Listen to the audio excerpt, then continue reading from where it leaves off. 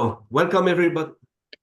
Welcome everybody. Good morning, good afternoon, or good evening to everyone joining us from across the globe. My name is Amazir Dib, and I'm your moderator for today's exciting and highly relevant session.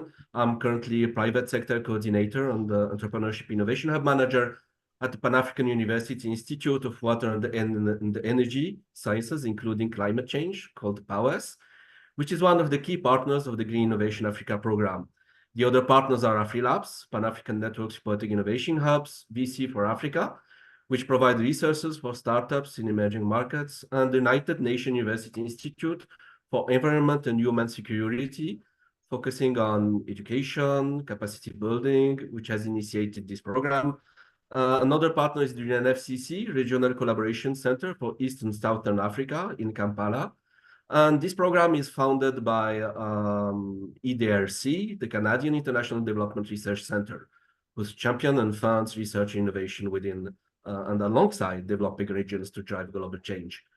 These partners collaborate to foster sustainable solutions in sectors like renewable energy, waste management, climate-smart agriculture across Africa. On behalf of the Innovation Africa team, I extend a warm welcome to all our panelists and of course, our audience, and to Tarisai from UNU, and all the participants in this important webinar on women entrepreneurs driving Africa green transformation. As we gather today, we will explore the pivotal role that women entrepreneurs are playing in leading Africa towards a sustainable and green future. This webinar is part of the Green Innovation Series webinars, initiatives dedicated to fostering dialogue, sharing insights, and sparking innovative solutions to environmental challenges across the continent. Just a reminding, Innovation Africa 2023 is a pioneering initiative aimed at fostering innovation, sustainability, and gender equality across the continent through a series of 7 webinars. This is the 5th. This project delves into critical topics, gender, enabling environments, and emerging issues within Africa Green Innovation Entrepreneurship ecosystem. Today's session falls under the gender topic, focusing on the remarkable role women entrepreneurs are playing in Africa's green transition. Today's session is particularly significant as we explore the intersection of gender, entrepreneurship, and sustainability. Our focus will be on the key findings from the analysis of the gender dimension in green entrepreneurship and innovation in Africa's report. This will be followed by an in-depth plenary session where our esteemed panelists will share their insights, experience, and best practices on empowering women-led green startups across the continent. Let me introduce our distinguished panel of speakers who bring a wealth of experience and knowledge to this discussion. I will start with Ms. Patricia Ilotu. She's a dedicated gender and climate change analyst at UN Women, where she plays a crucial role in addressing the intersection of gender equality and climate change. Her extensive knowledge on understanding and mitigating the unique impact of climate change on women and girls, particularly in vulnerable communities, and the initiative focused on women's rights and environmental conversations will provide invaluable insights today. Then we have Ms. Nambula Kachumi, the Executive Director of We Create, Women's Entrepreneurship Center. She focuses on addressing gender barriers in entrepreneurship, increasing women access to economically empowering tools and resources, and supporting their transition from the informal to the formal sector. With over 12 years of experience, she has worked extensively within the Zambian entrepreneurial ecosystem and across the region to influence policy around financial institutions, business leadership, and women's participation in quality education. And then we have Ms. Marianne Gichanga, the CEO and co-founder of Agritech Analytics, a visionary company dedicated to ending hunger in Africa by leveraging technology and data analytics to empower smallholder farmers. Marianne's commitments to women's empowerment, dedication, and innovative approach has earned her a listing in Africa Vital among the top 50 most influential women in Kenya. Her startup has won numerous national and international awards, including the Presidential Innovation Award 2024 by the President of Kenya, the Women Empowerment Award by the Bayer Foundation, the top 40 women entrepreneurs under 40 years in Kenya, and She Goes Green by Go Green Africa. And at last, not least, Ms. Karima Kadatwati, the president of the Women's Association in the Green Economy, AFEV, in Algeria, and a member of the WGC network. She is a holder of Masters in Renewable Energies, and in her capacity as a founder and president of AFEV, she is at the origin of several initiatives on the subject of female entrepreneurship. The organization works with youth, women, artisans, and entrepreneurs at the local and national level, and provides capacity training program for youth and women innovators in rural areas of Algeria. So, without further ado, I would like to invite our first speaker, Ms. Namboula Kachumi, to present the key findings from the report Analysis of the Gender Dimension in Green Entrepreneurship and Innovation in Africa. This report provides a comprehensive overview of the distribution patterns, challenges, and success stories of women green entrepreneurs across the continent. Namboula, over to you, please. Right. Thank you so much, Mazi, for that great introduction and for setting the scene. I'm very happy to be here to present some of the findings in the report, Analyzing Gender Dimension in Green Innovation and Entrepreneurship in Africa. So I am based in Lusaka, Zambia, and greetings, everybody, welcome. I'm with the Women's Entrepreneurship Access Center as the CEO and founder. So today, I am very happy to be, connecting on this very important topic. I think we had, generated great value in working on surfacing data and information around this research, and I'm happy to share some of the key findings. And we'll jump right into it. Okay, thank you, Tari. So just as a way of giving an outline of my presentation, I will go through, obviously introduce the topic and share objectives. I'll also highlight the role and distribution patterns of female green entrepreneurship coming out of the report. I'll present some of the challenges of women green entrepreneurs and innovators across Africa. Then we'll also dive into some of the key social and institutional challenges that the sector and the ecosystem is currently facing. And finally, we'll look at some of the outlook and insights of the report that will hopefully provide some good ground for discussion and engagement. Right. So maybe just as a way of introduction, I'd like to mention a few things that are very relevant in discussing some of the dimensions that exist in analyzing and gaining deeper understanding of the green entrepreneurship ecosystem in Africa. So we know that I think in the last few years, Africa has been leading in terms of rapid startup acceleration, women driving business startup in many ways. And so this also presents a lot of potential, big potential for innovation and entrepreneurship on the continent.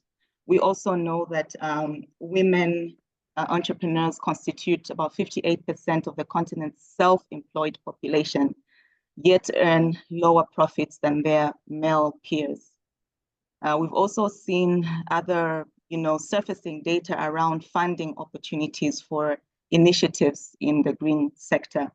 Funding is increasing, opportunities are increasing, and yet we also see a number of challenges that arise, from some of these developments. Green entrepreneurship business journeys present distinct challenges and opportunities. But there are also a number of significant, data alluding to different support needs for green women entrepreneurs. For example, we know that, disparities exist in the way women green entrepreneurs are starting businesses. Some are starting as opportunity entrepreneurs, some as necessity entrepreneurs. So the report really highlights these different dimensions. And I must also mention that it was quite interesting to see how the ecosystem is connected in terms of the kind of value that they green in forming a supportive infrastructure to enable women green entrepreneurs start up better, but also position themselves for growth in new emerging subsectors within the green economy. Right, so the report itself was centered around a number of objectives. One of them was to provide tech hubs and green innovators, entrepreneurs in Africa with the current status of women-led businesses and state of female green entrepreneurship. Another objective was obviously to look at distribution patterns for women innovators in green sectors, to surface some of the key obstacles faced by women entrepreneurs in the sector, as well as highlight key capacity building needs in the green innovation ecosystem. And this obviously alludes to how the different stakeholders, engage, in terms of interrogating and formulating interventions and strategies that support female entrepreneurship and innovation in Africa. So in terms of our data collection channels, we were a team of experts in different key subsectors within the ecosystem, coming from financial institutions and capital providers, tech hubs, private and public sector. And so the diverse fabric of knowledge and expertise helped us to gather insights and information from different angles. But I think what was most very interesting was learning from deep experience and the understanding of the key different experts on the research team that provided insights. Data was gathered through focus group discussions, case studies, and other forms of data collection. And so at this point, I'll share some of the findings, the key findings that came out of the report. So you will notice that there are about 5 key subsectors that are highlighted in terms of gender distribution of African funded green startups. And part of this data comes from the period between 2018 and 2023.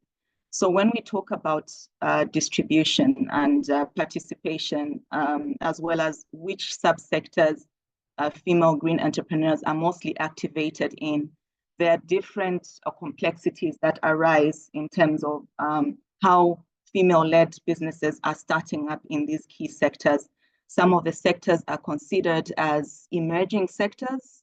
They're relatively new.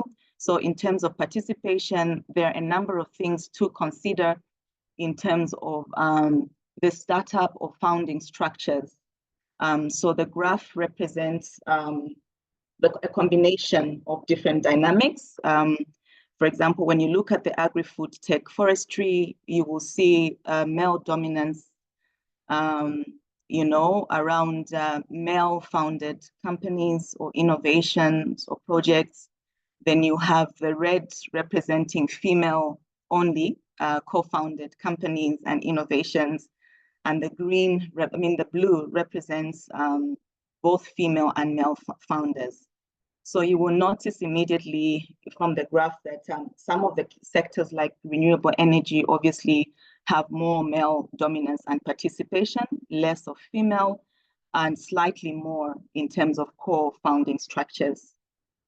We also have waste management, water management, as you can see, and we'll take a little bit of time to further understand what these dynamics are and what are some of the cross-cutting issues, that affect how women start and sustain their businesses in these key green subsectors.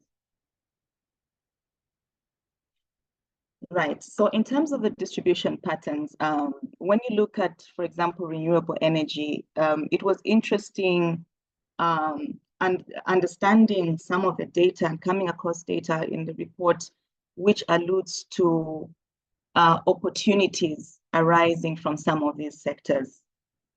So for example, we've seen a rise in targeted investments and government prioritization in the renewable energy sector. We also noticed that women take up to 27% of board members, 24% of senior managers for renewable companies. But in terms of the technical process that enable women to take advantage of opportunities in the renewable energy sector are fewer in the higher value chain. We are seeing traction in terms of women-led professionals and entrepreneurs gaining technical skills and capacity.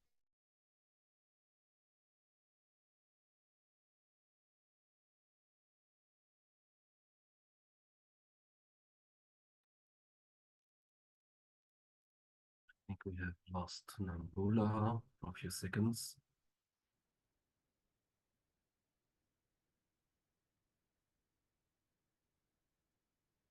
Okay. So we can still see the slide, but we cannot hear Nambula.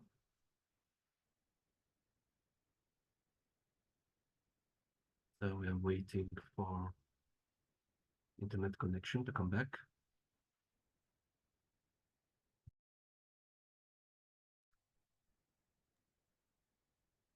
Okay, sorry about that. I don't know how I got cut off. It's okay, Nambula. Okay, so I'll Internet just take it up issues. from there, I suppose. Exactly. Thank you, Amazi.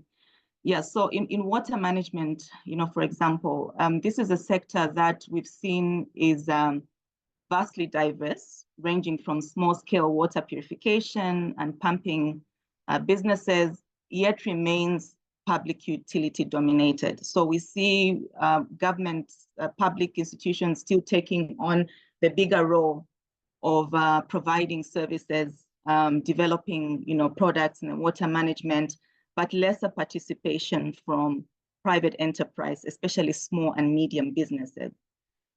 In terms of labor force, less than 1 in 5 workers are women, which remain underrepresented in decision-making, management, and technical roles.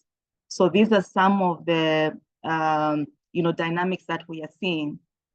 When you look at smart agriculture, obviously we all know that the majority of the agricultural workforce is women, primarily limited to provision of labor.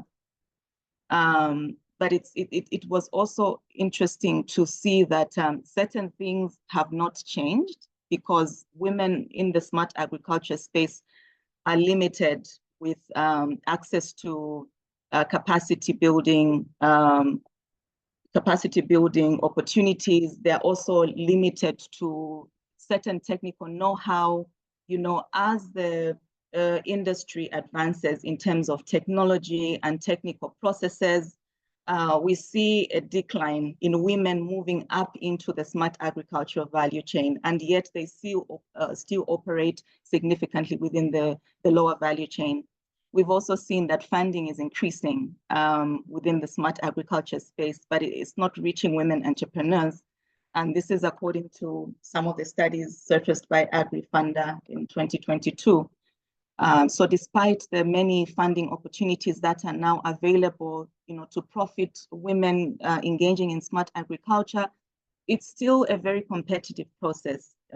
Market penetration remains a huge, inhibiting factor. Product development, certification, and standardization sometimes disempower women to take up opportunities in areas such as waste management. And because of this, we're also seeing that mainly in low-level jobs, there's the issue of separation and sorting. So opportunities obviously will come to entrepreneurs and professionals in the industry that have higher exposure, to skills, to the industry, and have a deeper understanding of the market. Next slide. We also have climate action. This is also, some of the data that came out of the report allude to the fact that there's quite a lot that is happening in climate action around advocacy, for example, and creating awareness on how entrepreneurs in nature-based solutions can be supported to move from the margins of the climate adaptation and mitigation operations into the margins of this sub-economy. But again, there's very little that is being done in terms of increasing diversity and providing more opportunities to unpack women's participation in the sector. And I think there's also least awareness around opportunities in climate action. I think most women entrepreneurs do not see opportunities as opportunities because of the kind of barriers they face. Sometimes it's also to do with issues of profitability, lean margins, in terms of starting and building a business in climate adaptation. And also because this has been somehow presented as a public-private problem or challenge, where you get to see larger corporates and governments coming up with large-scale, high capital investments. And so this automatically does not provide enough space to see entrepreneurs themselves in this kind of value chain. It's the same with the blue economy. In African aquaculture sector employs a large number of women, yet predominantly engaged mostly in end of value chain, like I have mentioned, including downstream, post-harvest and marketing operations of the aquaculture value chain. Right, excuse me. So I'd also like to just highlight a few areas of the report alluding to challenges, barriers faced by women entrepreneurs very quickly. I think there's a number of things that affect how women get attracted to the green innovation sector. There are both barriers and opportunities, obviously, but we've seen the usual that are so related to gender disparities, such as access to markets that have predominantly inhibited, women to grow in this sector, despite the interest, despite the opportunities that they see. So in terms of access to market, I think some of the challenges that the report surfaced were alluded to opportunities for network expansion. As you know, your market expands as much as you understand it, but also as much as you connect with the network in order to have access to opportunities within the market. So we see this ranging across the different subsectors of the green economy. In sectors such as the agriculture, smart agriculture, and agriculture technologies, market access is opening up for green entrepreneurs. But also we see challenges in terms of them taking advantage of opportunities like cross-border, expansion. Internationalization still remains a big challenge. Taking advantage of regional opportunities is a challenge, and that is somehow also compounded by the fact that there's very little information access around opportunities across the border. Access to finance is another inhibiting challenge that has been surfaced by the report. We are looking at, for example, discriminatory lending practices and higher perception of risk by investors. So within the investment landscape, women in the green innovation sectors are still considered to be high risk. And risk is defined differently by different investors and capital providers.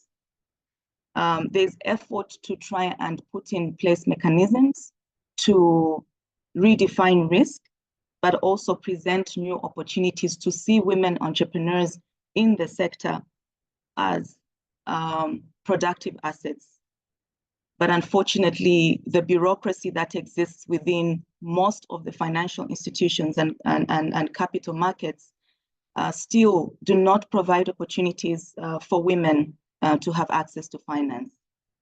limited supportive networks was also seen as one barrier, because you find that there's limitation in terms of how women can explore opportunities through their networks.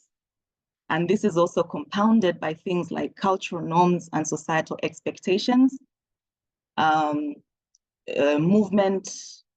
mobility for women becomes a challenge for them to access, whether it is training, capacity building opportunities, but also to be part of intersectional industry, intersectional opportunities where they're able to connect with other professionals and entrepreneurs in different industry becomes a real challenge. So cultural norms also border a lot around how women are connected to their social networks. So be it family, be it community, there are certain perceptions that do not enable women to take full advantages of opportunities that underlie in the green and innovation sector. We also have had seen other inhibiting factors such as policy and regulatory control, which is still a big one. For example, when you look at how standards and certification agencies are operating in most of the African countries, it becomes extremely difficult to engage with institutions that are providing or facilitating certification, but also enabling women to be able to acquire institutional support for them to be able to validate their products and take full advantage of their markets. So it's a number of issues and challenges that actually inhibit women to participate successfully. So I know I don't have much time, but I would just like to highlight a few quotes that we came across as we were engaging with different women entrepreneurs in the sector, just to try and get the real feel of what does it take to embark on a business journey in the green and innovation sector. So one of them comes from Zambia, and she says, I feel there is a ceiling when it comes to funding women green businesses. They fund us according to what is already determined by the donor and not what our businesses need for growth.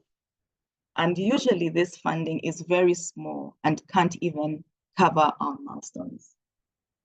So there's always, in terms of funding, it's always predetermined. Hubs and accelerators are given this blueprint.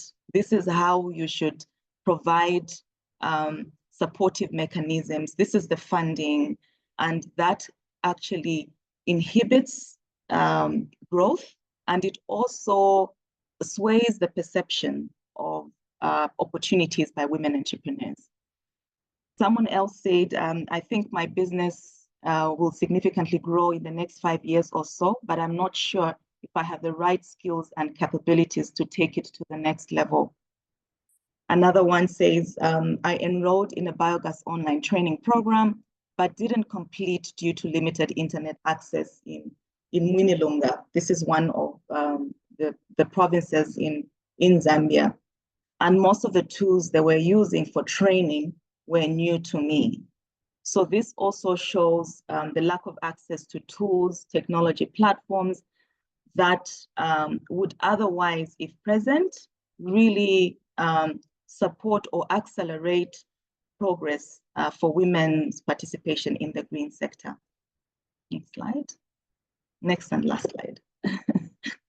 Okay, so maybe just to quickly wrap this up in terms of our findings from this report.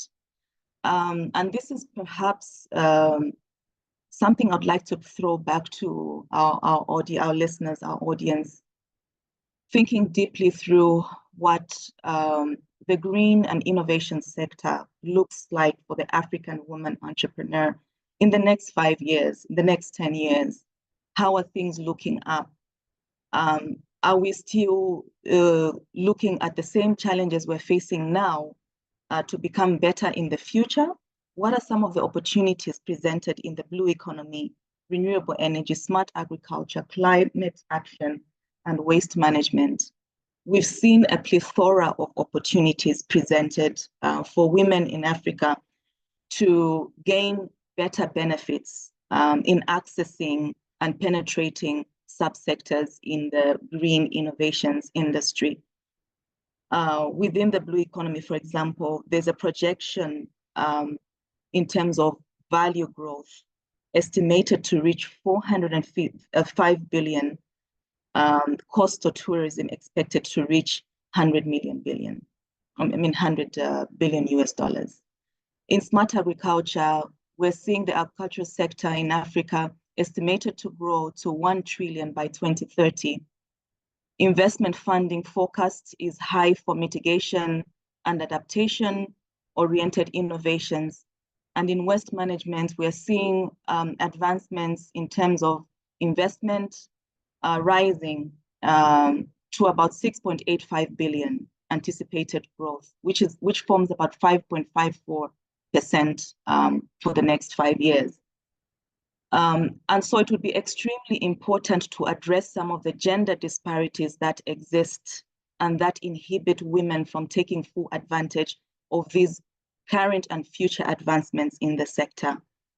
And I'm happy to engage further, I think, through question and answer, to just try and surface and respond to some of the reasons why we are seeing slow growth, but also why women entrepreneurs are not taking advantage of the opportunities that lie in Africa. So thank you very much.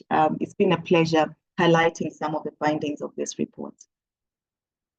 Thank you, Nambola, for this insightful presentation. The depth of the analysis that you provided on gender dimension in green entrepreneurship and innovation in Africa really stood out and gave me new perspective on this topic. This was not just informative, but truly, it was like truly inspiring. So thank you so much for your presentation, the report. We'll now move to our panel discussion. I will ask a series of questions to our panelists to explore various aspects of female green entrepreneurship in Africa. Each panelist will have 3 minutes to respond, so please make your answers as concise as possible. We'll try to do 2 to 3 rounds of questions, and then we'll open the floor to a question and answer session with our audience. So for our online audience, if you have a question, please type it into the chat and I will direct it to our panelists. So without further ado, I will start with our first panelist, Ms. Karima Kadatwati. So can you tell us more about the AFEV, Association of Women in Green Economy in Algeria? And what form of initiative do you have that empower and support women entrepreneurs? Over to you, Karima. Yes, thank you so much, Ms. Nazir, and good morning for all audience. At first, I will thank you for this your kind invitation, and also to let me show what happened for the topic of women in green economy in Algeria. So our association was created in 2013, and we work with youth, women, artisans, and entrepreneurs at local and national level. We focused on green entrepreneurship, and also we focused also with gender equality in business, as well as education and professional training. Our main pillars, we worked on promoting and raise awareness the tech concept of green economy and protection of the environment, and also we encourage green entrepreneurship innovation, and also we provide training and support for women and youth, especially women. So about the questions about your first question, our support for women entrepreneurs is focused on to give them the networking opportunities. So we try to organize since we are created events, workshop, and conference that allow women entrepreneurs to connect, share experience, and build professional networks. We also give mentorship, program mentorship for this for women. The main objective is to pairing experienced women entrepreneurs with those who are just starting out, to provide guidance, support, and advice. Also, we give training and workshops. We offer, we try to offer a skill development program in the green economy, but focused on management, marketing, finance, and also to enhance the capability of women entrepreneurs. Also, we try to facilitate access to grant for women and how to get investment opportunities. About our mentorship program, we also provide resources and support to help women-led startups grow and succeed. And also, we advocate. We give also policy support, because knowing that women do not have enough information about how to grow, how to have the good information by policy support. So we try to promote gender equality in entrepreneurship and remove barriers faced by women in business. We also create in our programs an online platform and resources. We develop websites for our community, especially for women entrepreneurs, which they can access resources and share knowledge and find support.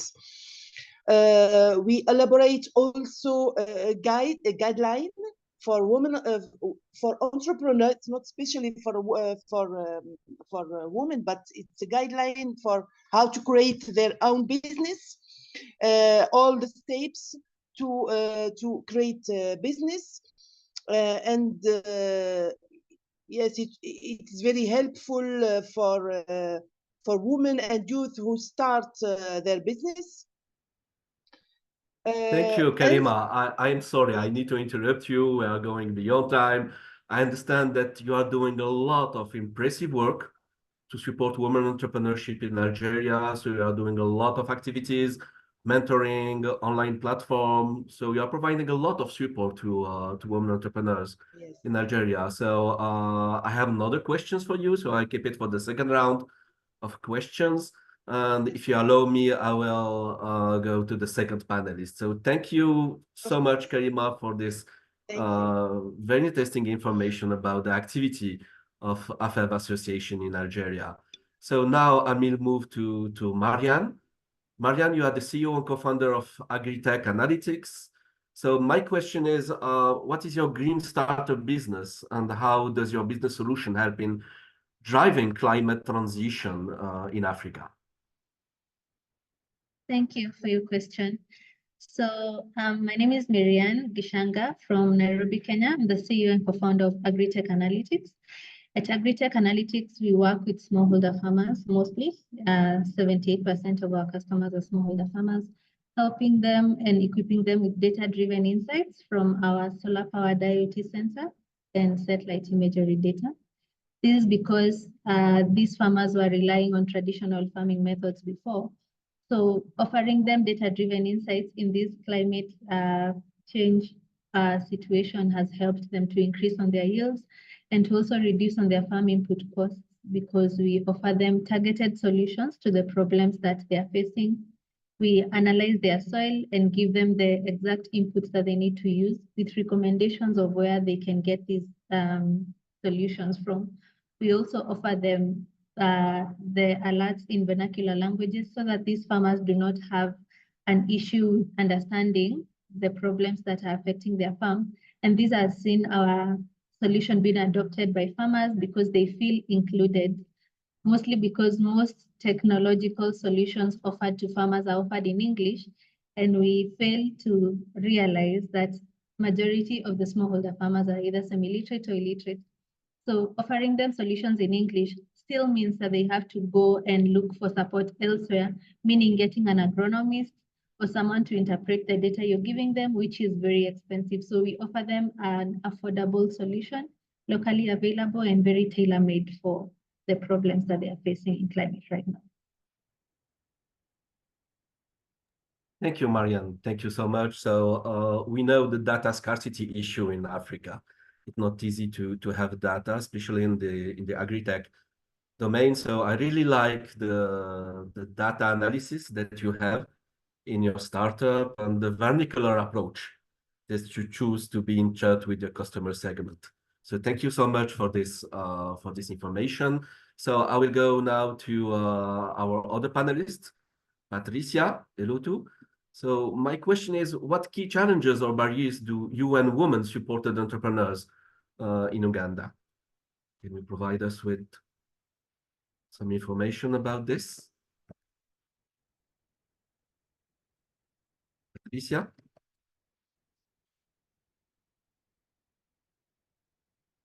Can you hear us?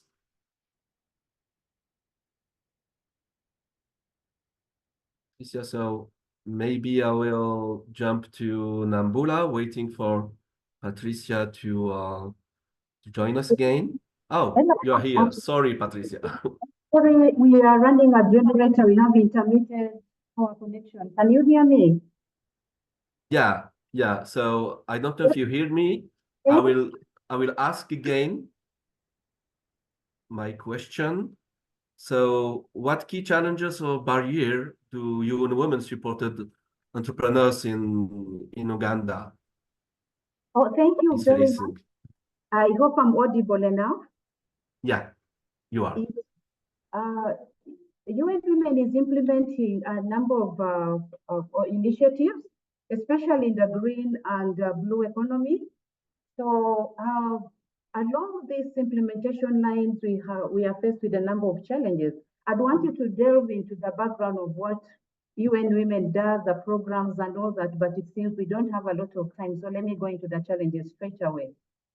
One of them is access to finance. This has been alluded by the previous speaker in her report, which I rightly agree to. Across Africa, for example, Uganda, which is not an exception, women entrepreneurs face significant barriers to accessing finances. And this is because of lack of collateral, especially women who are engaged in agriculture. Over 70% are in rural areas, and this in green economy, so they really lack collateral, coupling with the difficulty in access to land. So UN Women addresses this by advocating for gender-responsive financial system, partnering with financial institutions like microfinance institutions to try and develop a tailor-made packages for women that meets women's requirements. And another is capacity building and skills development. Most women do not have skills. They have adequate skills. Some do not have at all, especially those who are in the informal sector. So this makes it very challenging for them to access information, get involved in innovation, value addition, and processing because of their limited skills to venture into wider spaces of entrepreneurship which are very profitable. We also have issues of legal barriers and policy. We have a lot of restrictions. Men still dominate most of these profitable spaces. Women are only involved in the lower value chain of agriculture. So this disproportionately affects women in entrepreneurship role. So as UN Women, we try to engage with government and work on discriminatory laws. We try to repeal these laws. UN Women Uganda has repealed laws on market for the women, where the leadership has been dominated by men, and then also safe spaces for the women. We also advocated for a law in gender responsive economy, where a reservation scheme of 30% has been awarded to women, the youth, and people with disability. So there's an issue of also market access. Women participate in a lower value chain, but when it comes to processing and marketing, they are very absent because they lack information and they also don't have the skills to add value to make their product. This is quite a challenge which needs to be addressed through providing training, mentorship, and linkages to markets through like contract farming, which we have done it with one of our projects. We have organized the women in cooperative and linked them to the breweries that buys large quantities of grain for processing, what I would say beer. So this has been one of the a very successful initiative. We also have environmental risks. Since women cannot access crop insurance, so the entrepreneurs are particularly vulnerable to environmental degradation, which presents itself either with extended drought or extensive rainfall, which results into flooding, destroying their crops.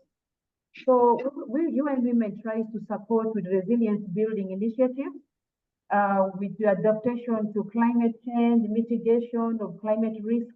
This includes training in climate resilient agriculture, which is one of our flagship programs that we have embarked on in the green economy, but also in the blue economy, which is not spoken of so much. Blue economy has been one of the a successful innovations that we have in Uganda, but I will not talk so much about the blue economy today.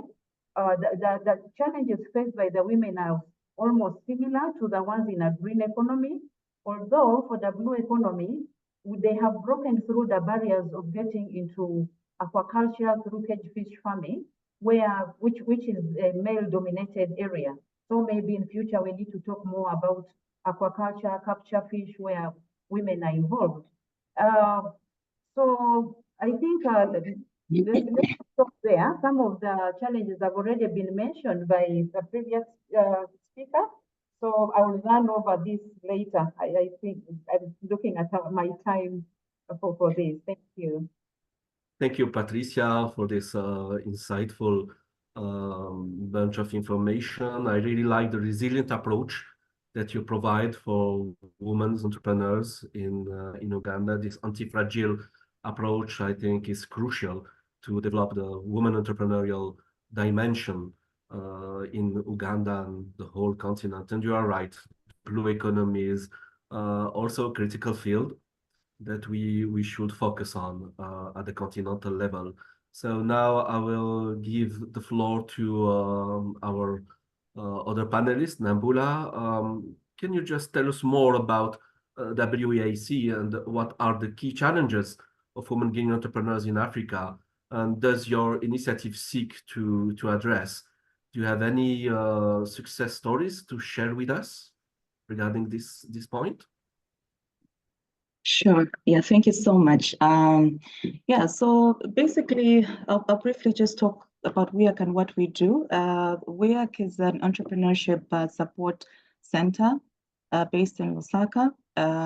We have footprints in 4 other provinces of Zambia. Our key goal is to ensure that we support or address gender barriers in entrepreneurship. But specifically within the green and blue economy, WEAC is involved on different fronts. We are supporting 2 key main areas. One is technical support in developing women-led green businesses, and the other is advocacy and awareness. So in terms of technical support, there are a number of interventions that we've embarked in, because we do realize, first of all, that there's a resilience challenge when it comes to promoting sustainable green businesses. We notice challenges where businesses start and then they close down or they fail in the first 2 to 3 startup phase.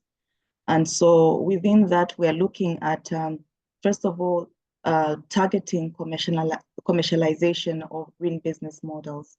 And how do we do this? We do this by tackling issues around helping women green entrepreneurs to develop financial models and business models that speak to not only creating impact, but building profitable businesses that enable them to be sustainable long-term in the industry. So we are doing this across different things, addressing barriers around access to markets, access to finance, you know, in different areas, but also knowledge gaps, because we know that many women lack the technical and business skills required to operate green businesses, such as understanding, you know, for example, sustainable production practices, navigating eco certifications, and managing finances in eco businesses. So how do we get them to a point where they can significantly get from small scale to commercialization? And that takes a lot of addressing barriers that exist in enabling this process, barriers around regulation, barriers about new standards that we are seeing, especially in new areas or emerging green business areas. Some of the examples that I can give that have provided significant contributions towards addressing these challenges include how we are working, for example, with different institutions in Zambia, government, you know, for example, in creating awareness and advocating for incentives to enable more women to venture into nature-based solutions in the higher value chain. In Zambia currently, or rather recently, the government, you know, announced a zero-rated tax on all equipment, on solar equipment that is coming into the country. But the challenge was most of the women entrepreneurs that are in solar and renewable energy were not aware. So we have all these SIs, you know, that are being announced and signed off, but then the grassroots business actors who are mainly women are not aware of these incentives, and they have no idea where they can access information for them to be able to apply this to their business operations. So WEAC is there to bring together different stakeholders and ecosystem players and bring them to the table, but also provide a hand-holding process, which will see women entrepreneurs actually accessing all these different resources rather than just talking about them. We also look at addressing challenges around a lack of access to green technology, for example, because WEAC is one of the women-led business-focused incubation centers in Zambia. So we also look at these industries that are very difficult for women to penetrate and to venture successfully. So access to innovative, sustainable technologies that can enhance green businesses is often limited due to high cost, lack of information, or even just the unavailability of such technology, especially in resource-constrained areas. So we look at all those things, addressing knowledge gaps, cultural barriers and gender norms, a lack of market access, but also enabling business leadership within the green economy, because we know that in as much as women green entrepreneurs have been active in this sector for a very long time, it has taken a while to get to the higher value chain, which will gain them profitable business making. Yeah. Thank you, Nambula. I really appreciate the fact that you are working on green business models and addressing not only gender barriers, but also other barriers like you mentioned it, knowledge barrier, regulations, standards, tech innovation barriers also that are very important for female founders, especially in the green economy sector. So thank you again for sharing with us all the activity that you are doing to support women entrepreneurs in the green economy sector. So now we are going for the second round of questions.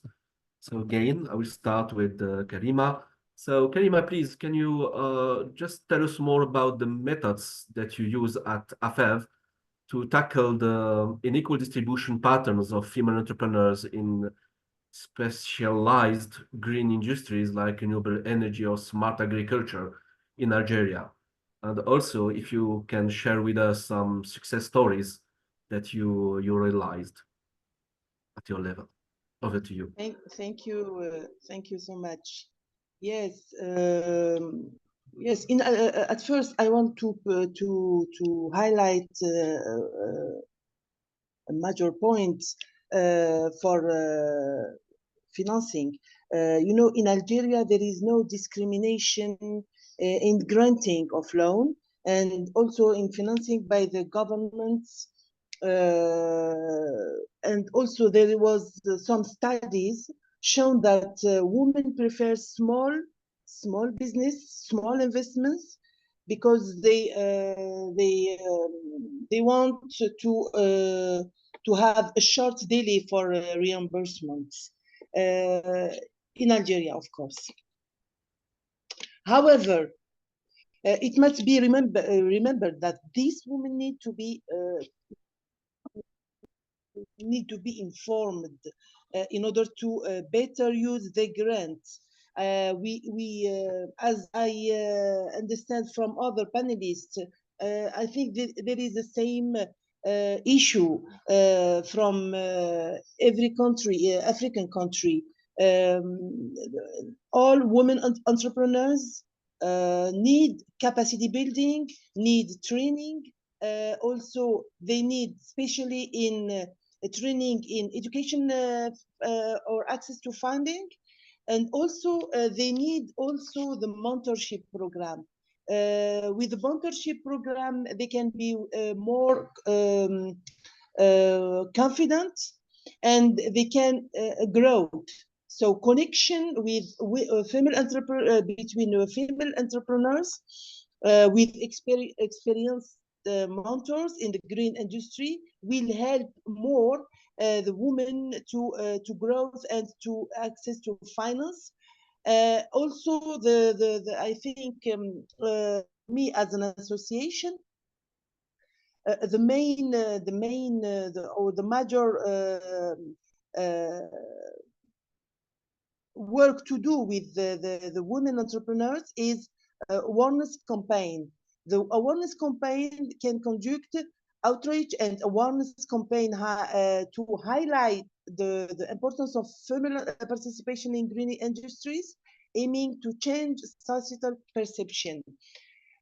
Also, we can, yes, for this point, we can advise for networking opportunities. We need networking opportunities. So we can create online platform, because of the continent of Africa is very big. So we have to create a platform for women entrepreneurs and to network with each other, and as well as with industry leaders and potential clients. And this can help women to build a supportive community and open doors to new opportunities for them. Thank you. Thank you, Karima. Yes, can you just wrap up quickly? The last point, excuse me, the last point is to showcase the success story for women, because highlighting successful female entrepreneurs in the green sector can inspire others and demonstrate the potential of success in this topic, especially in this topic. Thank you.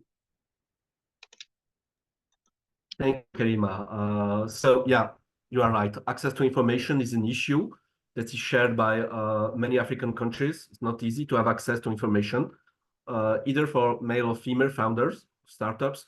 You highlighted a bunch of activities you are doing, capacity building, female mentorship program, networking, online platform. And yeah, I agree on the necessity of showcasing female success stories to inspire other female entrepreneurs.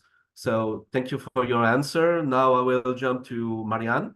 Marianne, please, what are the 2 key challenges or barriers you have faced as female innovator in smart agriculture, and how have you addressed it? Okay, so my 2 greatest challenges, one of them is access to funding. This is because tech can be very capital intensive, especially when you're doing your research and reiterating. But the same does not match on the ground. When you look at the funding opportunities that there are in agriculture, for example, agriculture is the highest GDP producing in most countries in Africa.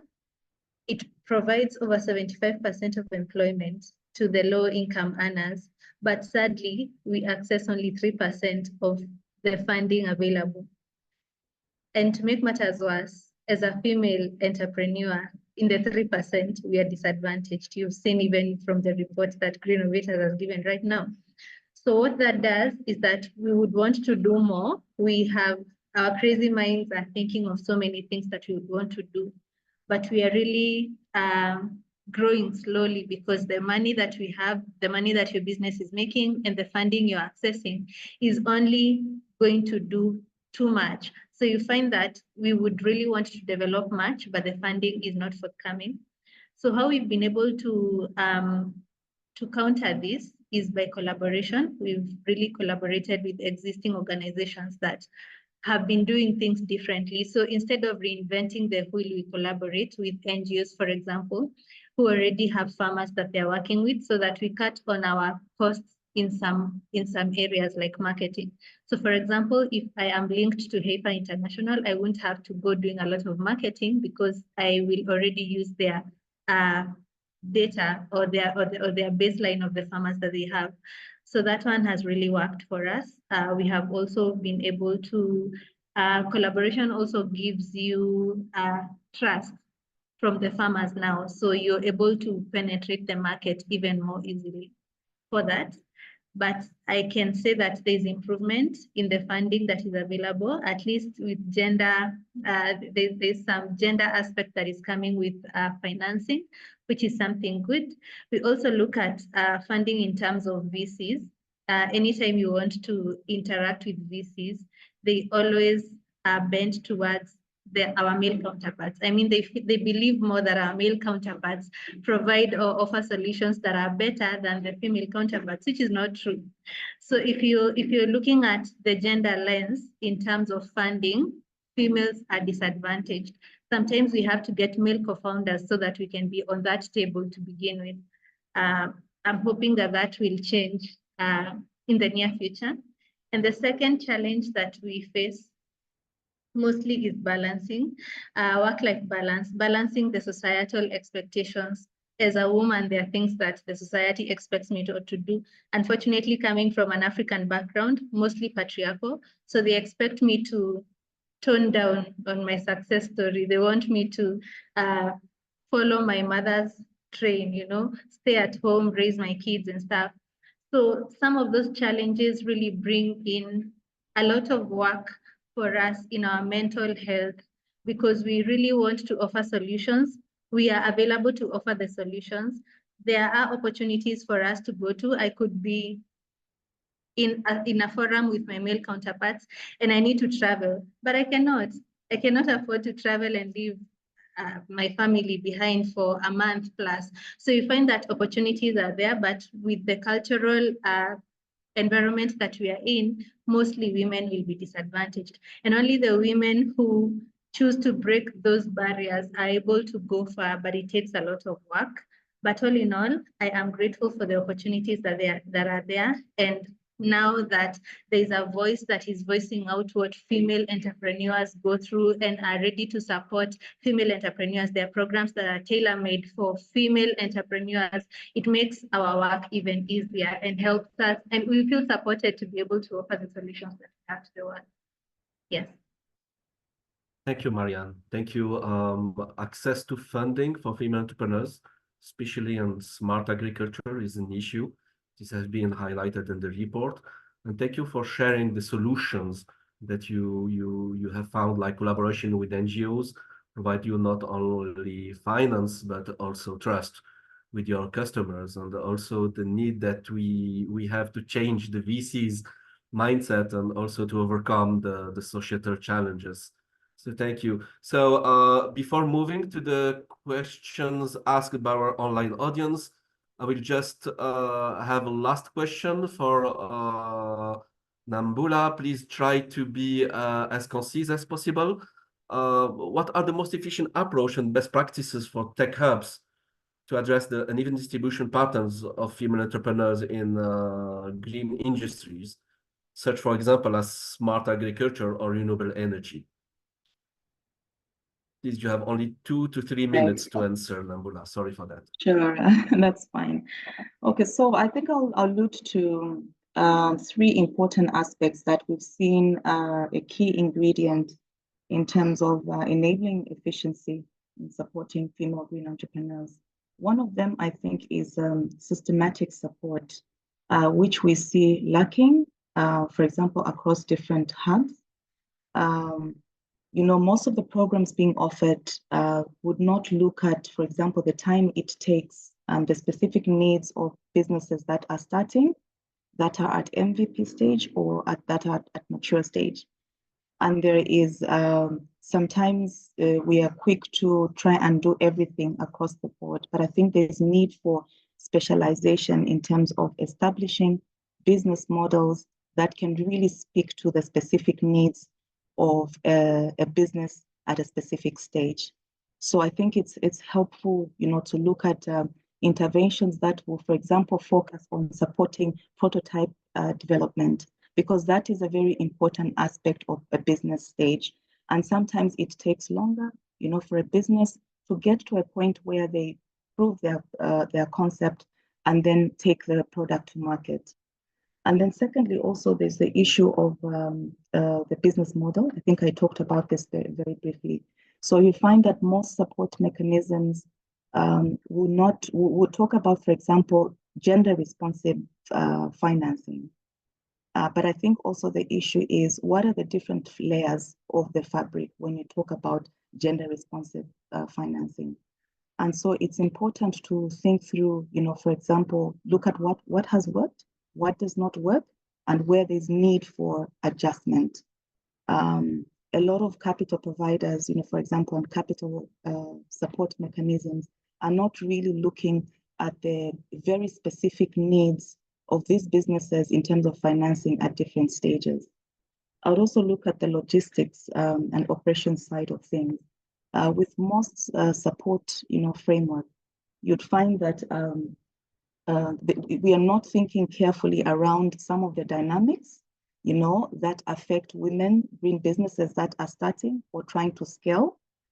This has to do with how we are programming, how we are recruiting, the different challenges that are to deal with the context. It could be geographic location, you know, for example. So if we could carefully, as hubs and support frameworks, if we could look at programming in a way that advantages participation for the women green entrepreneurs. I think for now, those are the main aspects I would allude to. Thank you, Nambula, for these answers. I think you answered to some of the questions that I'm looking at in the question and the answer part. So, okay, so we have a question from Farida Gitonga. It is, how are women in green economy maneuvering the tech space in terms of accessing patenting the innovation? This question is related to the IP dimension of the green economy startups in Africa. So how can women in green entrepreneurship sector patenting the innovation, protecting the innovation? Who want to answer to this question among our panelists? Marianne, can you answer to Farida, for example, regarding the IP side? Yes, so personally, we tried patenting, and it was not an easy process for us doing it individually. So we had to involve lawyers. With legal support, it is very easy, but it is also expensive. So it is an expense that you have to consider in your business, and it also gives you more viability in the space that we are in tech. It is very important for you to protect your idea, but it is very expensive. Doing it alone was not possible for us, so we had to get a lawyer. Thank you, Marianne. I see that Karima has raised her hand. Karima, do you want to intervene? Yes. For these questions, I need to. I want to clarify one thing. In Algeria, for example, with our project, we try to advise women entrepreneurs to protect their ID and their project. There is an institution in API where they can protect their ID and their project at the beginning of their project. So when they have the ID and want to start their enterprise, we advise them to protect their project before starting all the procedure, administrative procedure. So that is what we do with the women entrepreneurs in Algeria. I don't know if there is the same in other countries, in Africa countries. Thank you, Karima. It's related to the yeah, Patricia, please jump Yes, in. please. Yeah, thank you. I will also attempt to respond to that. I know every country has a different structure and system set in place. In Uganda, we have the Uganda National Council of Science and Technology, and then there is the African Women's Development and Communication Network that normally supports women in green tech who have come up with innovative ideas. But also a collaboration with other organizations like an innovation hub, they can be supported to patent their innovations. Of course, the third one, my colleague spoke about that, they're engaging a lawyer, and most of these women do not have the capacity. They may not be able to afford that, which becomes a bit challenging. Ideally, that is the right way to go. Thank you. Thank you, Patricia, for this very helpful answer. I think it depends on the national ecosystem, entrepreneurial ecosystem for each country.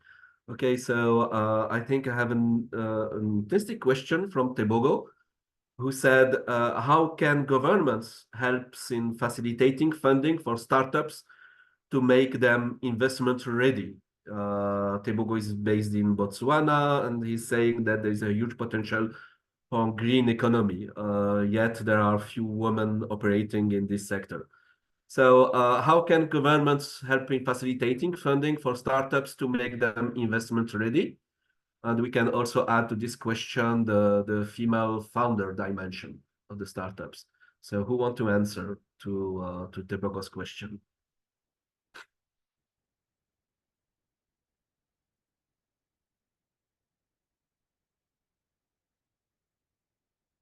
So do we consider that this is the role of the governments helping in facilitating funding for startups? Or there's another organization like private sector organization, like networks, like clusters, who can help startups to be investment ready? So who wants to answer to this question? I can try. In Kenya, there are two agencies that work with startups. There's the Kenya National Innovation Agency, and there is also the Association of Startups and Private Sector, young upcoming organizations. Those two organizations listen to the needs of the young people who are starting business, and then they come up with policies that can be able to support these young people. So when they do that, then the youth have to now reach out because they're the ones who need help. So the youth have to reach out and go and benefit from the same organizations. And I am a beneficiary of one of them. So I don't know whether other countries have such a thing, but it is working. And it starts from the university level or the high school level, so that the young people have a mindset of job creation as opposed to looking for employment, so that now everyone can do something to create a job, and that way there's less struggle after school. Thank you, Marianne. Thank you, Marianne. I hope that such scheme exists in Botswana. Not sure about it. we need to look more deeper in the entrepreneurial ecosystem of each African country, which is a huge work to do. And the Green Innovation Africa 2023 is providing some insights regarding what kind of support green entrepreneurs, male and female founders, can found through the whole continent. So I'll just wrap up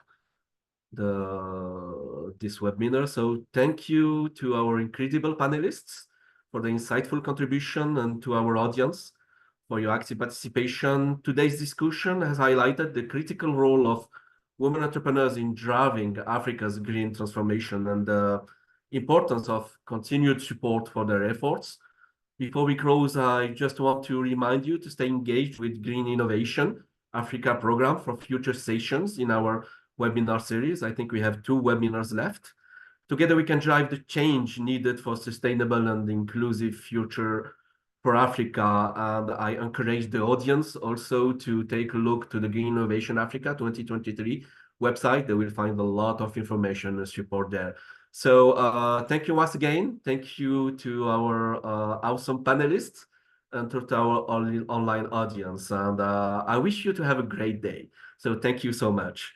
I hope we'll meet you in another webinar or another occasion. Patricia, I will be in Uganda in 3 or 2 weeks. So I hope we can meet there, hopefully, in Kampala. Oh, thank you so much. That's Thank awesome. you. I look forward Thank to you it. very Thank you, much. everyone. Bye-bye. Thank you, everyone. Thank you. everyone. Bye. See you soon. Bye.